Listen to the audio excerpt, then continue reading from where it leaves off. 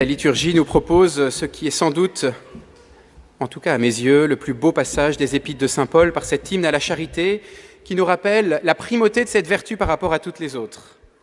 Au soir de notre vie, dit saint Jean de la Croix, nous serons jugés sur l'amour.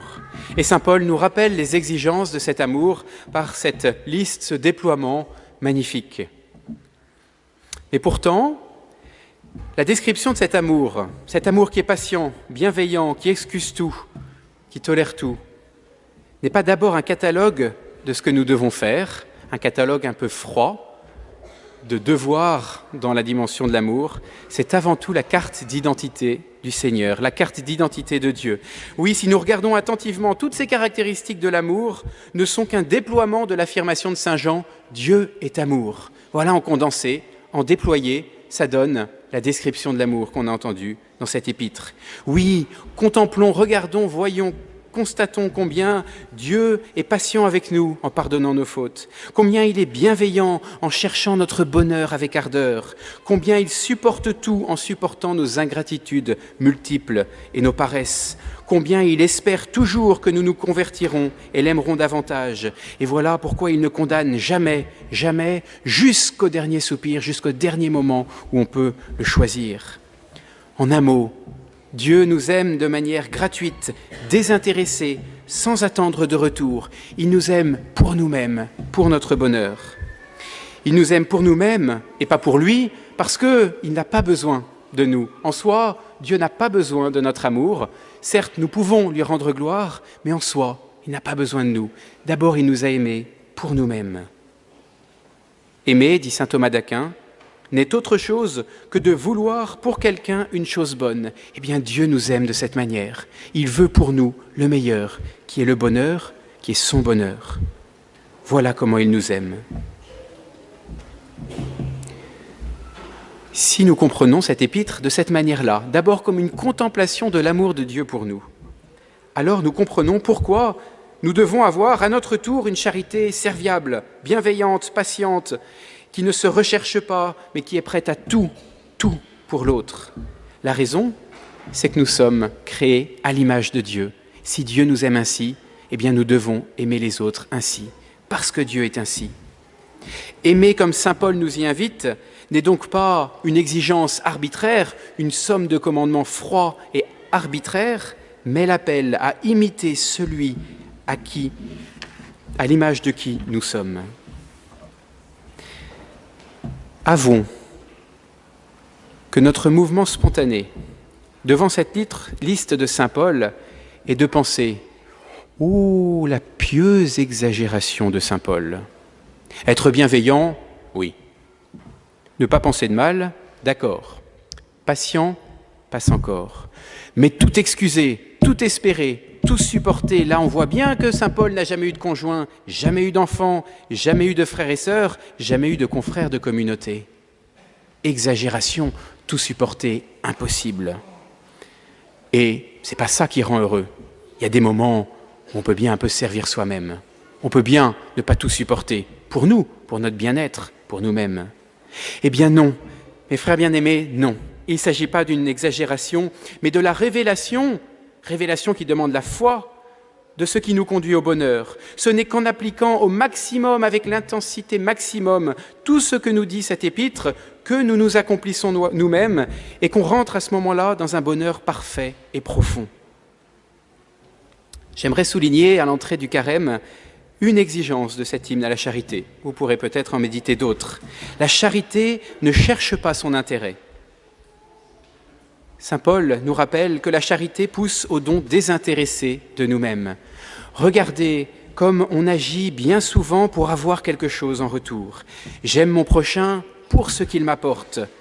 Et peut-être tout spécialement dans l'amour conjugal, dans le couple. Aimer ainsi, c'est aimer d'un amour qui n'est pas encore complètement chaste. Je t'aime pour ce que tu m'apportes. C'est encore un peu la concupiscence.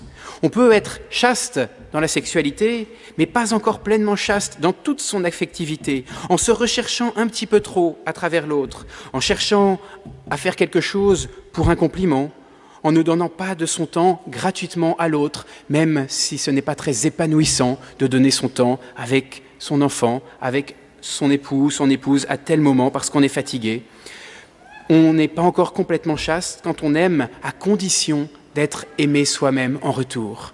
Il y a quelque chose qui n'est pas encore dans l'amour désintéressé, il y a quelque chose d'un amour qui cherche un peu son intérêt. C'est humain, mais ça demande à être purifié. Vatican II nous dit « L'homme, seule créature sur terre que Dieu a voulu pour elle-même, ne peut pleinement se trouver que par le don désintéressé de lui-même. » Parole que saint Jean-Paul II reprendra et approfondira pour expliquer que nous sommes avant tout dans le don et que le vrai bonheur se trouve dans le don de nous-mêmes désintéressé, et que le bonheur en profondeur, c'est ce que les saints ont compris, c'est le bonheur qui se trouve quand on donne, sans s'intéresser du retour qui viendrait. Aimer mieux, aimer à l'image de Dieu, c'est aimer plus gratuitement, sans retour, sans calcul, sans exigence. Aimer en donnant, tout simplement. Si cette lettre de saint Paul n'est pas une pieuse exagération, mais une véritable exigence, est-ce possible avec nos forces humaines? Non, évidemment. Et ce n'est possible que si on laisse l'amour de Dieu, la charité surnaturelle, l'amour divin, l'amour même des trois personnes trinitaires agir en nous, puisque Dieu habite en nous.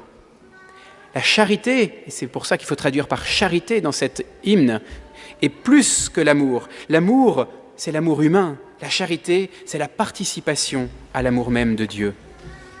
Avoir la charité, c'est donc d'abord recevoir la charité divine.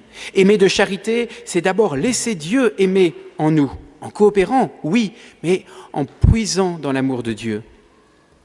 Lorsque je suis charitable, nous dit sainte Thérèse de l'Enfant Jésus, c'est Jésus seul qui agit en moi. Plus je suis uni à lui, plus aussi j'aime toutes mes sœurs. Et par conséquent, nos actes humains les plus beaux n'ont de valeur que s'ils sont transfigurés par la charité surnaturelle. Voilà pourquoi la foi a transporté les montagnes, l'amour le plus prochain, du prochain le plus intense qui pousse à donner tous ses biens, l'intelligence la plus grande des mystères, n'est rien s'ils ne sont pas transfigurés par la charité, c'est-à-dire par un amour, un désir d'aimer Dieu et lui seul de tout notre cœur. Et donc, par une union intime avec le Seigneur dans la prière et dans les sacrements.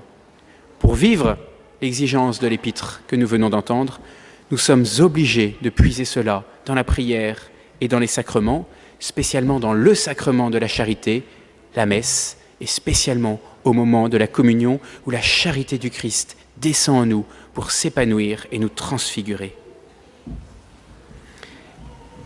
Mes frères bien-aimés, que ce carême qui s'annonce n'ait qu'un seul but, qui unifie tous nos efforts, tous les efforts que nous choisirons, laisser grandir la charité divine en nous. Mon Dieu, en ce carême, j'aimerais vous aimer comme vous m'aimez. J'aimerais aimer mon prochain comme vous m'aimez. J'aimerais aimer à votre image, totalement et gratuitement. Amen. Au nom du Père et du Fils et du Saint-Esprit. Amen.